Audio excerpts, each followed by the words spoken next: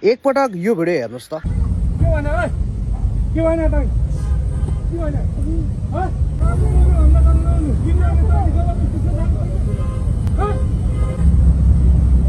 गरिब देख्यो भने आज एउटा भिडियो हेरिरहेको थिएँ कि कुन ठाउँमा नेपालमै होला, एउटा माग्ने मान्छेले एउटा गाडीबाट उत्रेर ड्याम पिटिरहेको थियो कि म अघि स्टेजमा बसेर रोइरहेको थिएँ त्यो भिडियो हेर्दा यस्तो मान्छे नेता हुनै सक्दैन सर। पैदल यात्रीलाई मुक्का हान्ने कार चालकलाई प्रहरीले समातेको छ।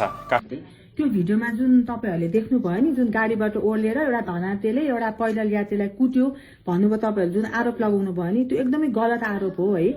मैले बोल्नुपर्ने अवस्था चाहिँ किन आयो भन्दाखेरि चाहिँ त्यो कुराले गर्दा चाहिँ आज हाम्रो आमा बुवालाईदेखि लिएर मेरो भिनाजुको चाहिँ फेसबुकमा नराम्रो शब्द बोलेर एकदमै गाली गलतहरू हामीलाई बर्सात भइरहेको छ हैन। अब त्यो कुराको चाहिँ के हो भन्दाखेरि तथ्य चाहिँ हामी वसुन्धराबाट हामी घर जाँदै थियौं, चक्रपथ जाममा हामी पर्यौं। चक्रपथमा जाममा त्यो जड्या आएर मेरो भिनासँग पैसा माग्यो, मेरो भिनाजुले टाउको हल्लाएर छैन भन्नुभयो। त्यो भनिसकेपछि चाहिँ त्यो जड्याले त छेत्री बाहुन हो भने सोध्यो, मेरो भिनाजुले हो भन्नुभयो र उसले चाहिँ के गर्यो भने एकदमै नराम्रो शब्द बोलेर मेरो भिनाजुलाई थुक्यो, गाडीमा पनि थुक्यो र त बाटोमा जाँदा चाहिँ मोर्छस् भनेर भन्नुभयो। त्यति भन्दा पनि मेरो भिनाजुले केही पनि बोल्नु भएन र फेरि त्यो जड्या म बसेको तिरबाट आएपछि विन्डो सिटमा आएर उसले मलाई नराम्रो शब्द बोलेपछि चाहिँ मेरो भिनाजु र म ओर्लेर गएर त्यसलाई कुटेको हो। त्यो गर्नु गल्ती भयो हाम्रो है। सहीको लागि हामी बोल्यौं, त्यो ठुलो हामीलाई गल्ती भयो।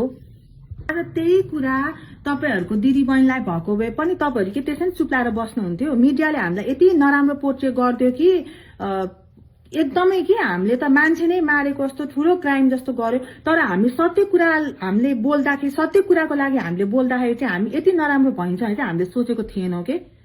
अब अहिले दुनियाँबाट मेसेज आइरहेछ, हामीलाई नराम्रो गाली भइरहेछ। तपाईहरुले अझै पनि यो कुराको ट्रस्ट लाग्दैन भने तपाईहरु चक्रपथ जानुहोस्, त्यहाँ पुलिस बिटमा गएर तपाईहरुले बुझ्न सक्नुहुन्छ। त्यो जड्यालाई अहिले पुरै पुलिस खोज्न हिँडिरहेछ। मेरो भिनाजुलाई क्लिन चिट दिइसक्यो पुलिसले, अब त्यही पनि जड्यालाई खोज्दै हिँडिरहेछ हैन। अब त्यहाँ चक्रपथ पुलिसलाई पनि थाहा रहेछ कि त्यो जड्या कस्तो हो भन्ने कुरा, पैसा माग्दै गाली गर्दै हिँडिरहेछ त्यो जड्या हैन। त्यो अब हामीले सायद गाली गरेर मुख छाडेर चुप लाएर बसेको भए सायद हामी राम्रो हुन्थ्यौं होला है। त्यहाँ त्यत्रो मान्छेहरू थियो, मलाई मुख छाड्दा त्यहाँ एक शब्द कसैले केही बोल्नु भएन। तर आज मेरो भिनाजुले मेरो लागि बोल्दाखेरि चाहिँ हामी त्यति नराम्रो भयौं के। त्यही भएर मैले आज चाहिँ मैले यो कुरा चाहिँ क्ल्यारिफाई गरेको हो हैन। किनकि हाम्रो चाहिँ एकदम नराम्रो भयो, तपाईहरुले एकदमै धेरै नै गाली गर्नुभयो हामीलाई हैन, एकदम नराम्रो शब्दहरू बोल्नु भयो। आज हाम्रो ठाउँमा तपाईको दिदी बहिनी भएको भए पनि सायद तपाईहरु यही गर्नुहुन्थ्यो होला हैन। म चाहिँ म यही भन्छु कि अब हाम्रो त बेइज्जत भयो। तपाईहरुले त्यो जड्यालाई कुटेकोमा तपाईहरुले वृद्धलाई कुट्यो भने तपाईहरुले बोल्नु भयो भने अब हाम्रो मानहानि भएको हामी कहाँ जाने त हैन। हाम्रो पनि त बोल्ने अधिकार त हुनु पर्यो नि त।